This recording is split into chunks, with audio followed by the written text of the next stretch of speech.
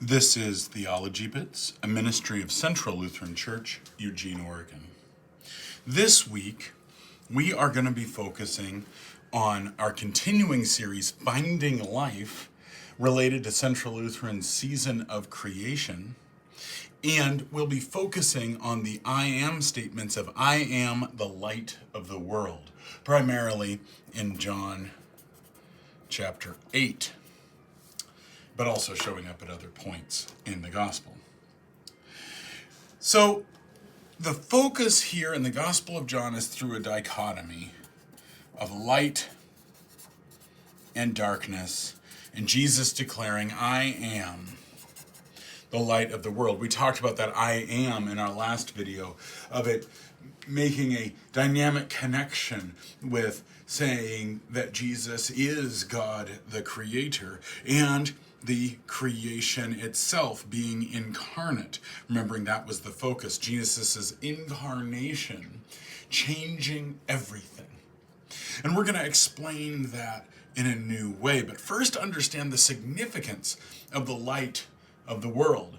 And I would posit that it's not exactly what most people think about. Most people think about it through this dynamic.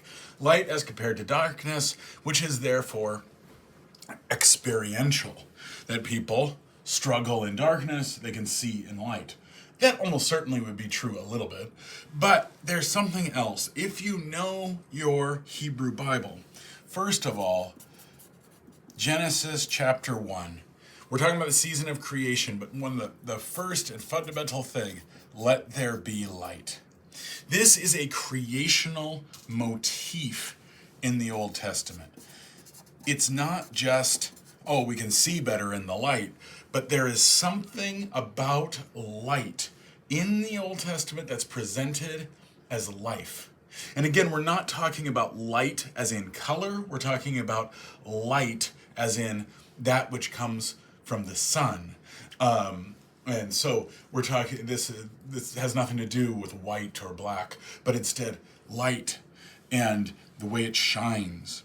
And so there's one connection. This is about creation. This is about the way, what was present there. So when Jesus declares, I am the light of the world, connecting directly to Genesis chapter 1. But also, there was a prediction on the day of the Lord in the book of Zechariah, in the book of Isaiah, meaning this day that they were looking forward to, when God would finally come back and set all things right. Because after all, light was there in creation. Well, we don't live the way that in that space any longer. It isn't what it once was. That then God was going to come back and bring a new creation forward. And in it, it was described the light that would come to enliven, and there would no longer be a darkness. With this idea, this is what's different. And of course, it was the very light that they were originally established in creation. At this day of the Lord, where there would no longer be sin, there would no longer be trespass. But interestingly, it would also be, there would no longer need to be instruction in Torah practice, which is a little bit surprising. Why wouldn't you need to be instructed? Because people would just naturally follow Torah without having to be instructed. After all, there's no sin. That's how brightly this light would shine. New ways of being before God that could not be fathomed before this. And then tied to that was the eyes of the blind would be opened. Very much this idea. And what is that really about? It's not just about the eyes of the blind, because obviously you see light and opening eyes, but it was the ability. See, it's this same idea here, that you didn't need to be instructed in Torah anymore, because everyone would sort of automatically be following Torah because of what it meant for the light that really is light to truly be present. Then we can all see.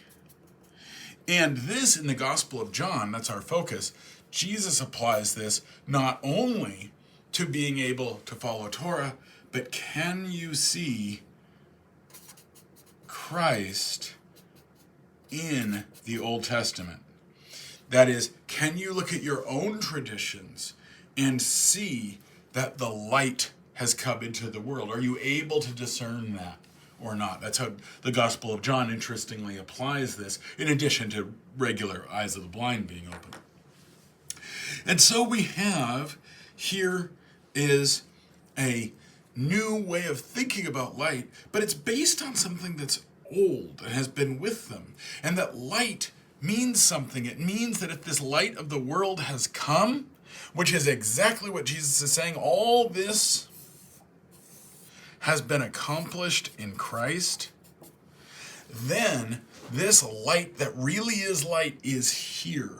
And in John chapter 12, it even calls those in relationship, sons and daughters